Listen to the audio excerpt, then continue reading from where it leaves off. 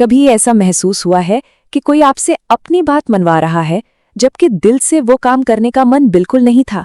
असल में यही है डार्क साइकोलॉजी का खेल। एक ऐसी ताकत जो दिखती तो नहीं पर हमारी जिंदगी के लगभग हर कोने में मौजूद है। तो चलिए आज इसी छिपे हुए खेल के राज खोलते हैं। हाँ, ये सवाल सुनने में थोड़ा अजीब लग सकता है, पर ये पूछना बहुत जरूरी है। देखिए, इस चर्चा का मकसद किसी को मैनिपुलेशन सिखाना नहीं है। हमारा लक्ष्य तो बस इतना है कि हम सब मिलकर इन चालाकियों को पहचानना सीखें और खुद को इनसे बचा पाएं। क्योंकि सिर्फ अच्छी नीयत रखना ही काफी नहीं होता, हमें अपनी रक्षा करना भी आना चाहिए। तो आज हम क्या क्या देखने वाले हैं? सबसे पहले हम समझेंगे कि ये डार्क साइकोलॉजी आखिर है क्या।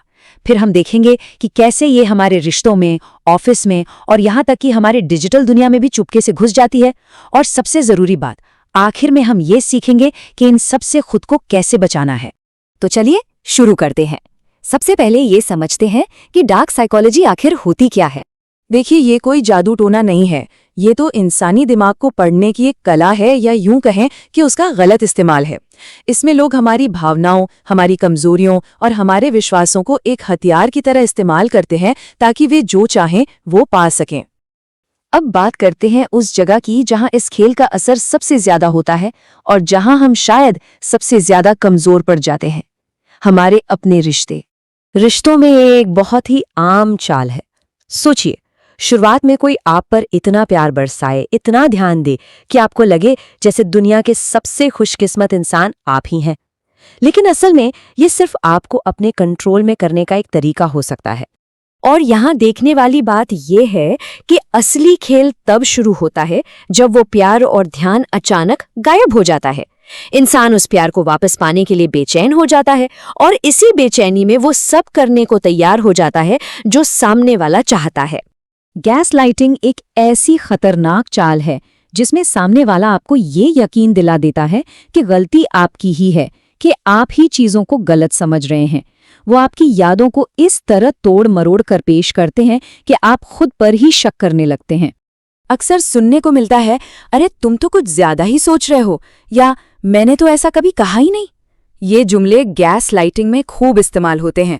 ये आपकी हर बात को गलत साबित करने की कोशिश होती है ताकि आखिर में आपका खुद पर से ही भरोसा उठ जाए।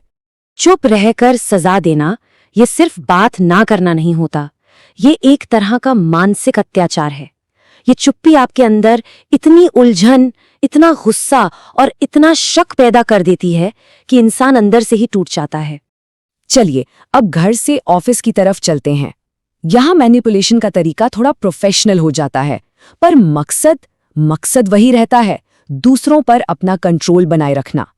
मैकियावेलियनिज्म एक ऐसी सोच है जिसमें लोग दूसरों को सिर्फ अपने मकसद के लिए इस्तेमाल करते हैं, एक सीढ़ी की तरह।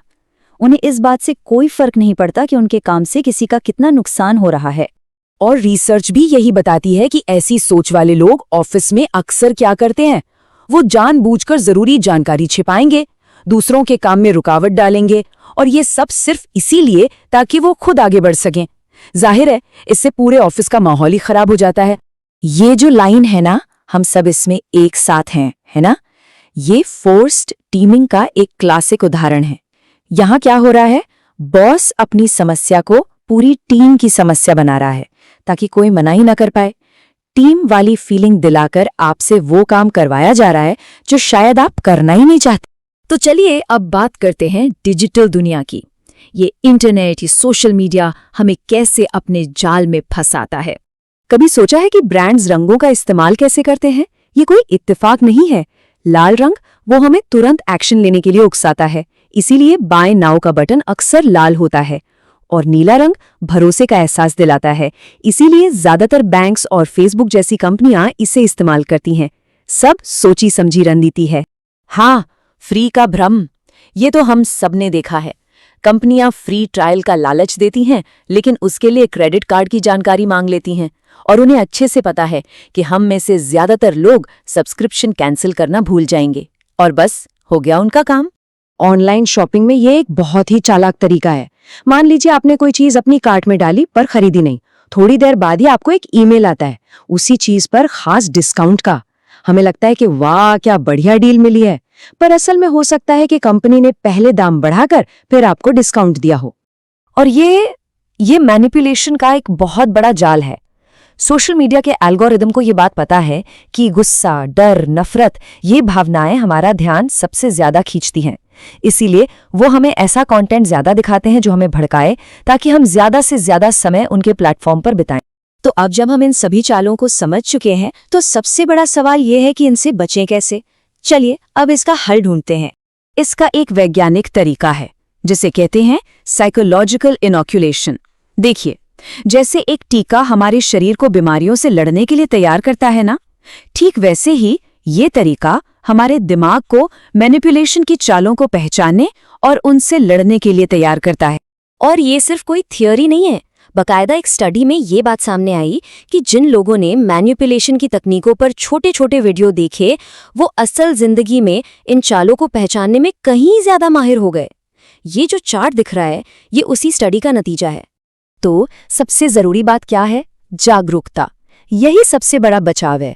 जब आपको पता होता है कि लव बॉम्बिंग या गैस लाइटिंग जैसी कोई चीज होती है, तो आप उसे होते हुए पहचान सकते हैं और उसके जाल में फंसने से बच सकते हैं। तो अब जब आप इन तरकीबों के बारे में जान गए हैं, तो सोचिए अगली बार जब आप किसी से बात करेंगे, कोई ऐड देखेंगे या सोशल मीडिया स्क्रॉल करेंगे, तो क्या कुछ अलग नजर आएगा? क्या पता आपको वो दिखने लगे जो अब तक आपसे छिपा हुआ था।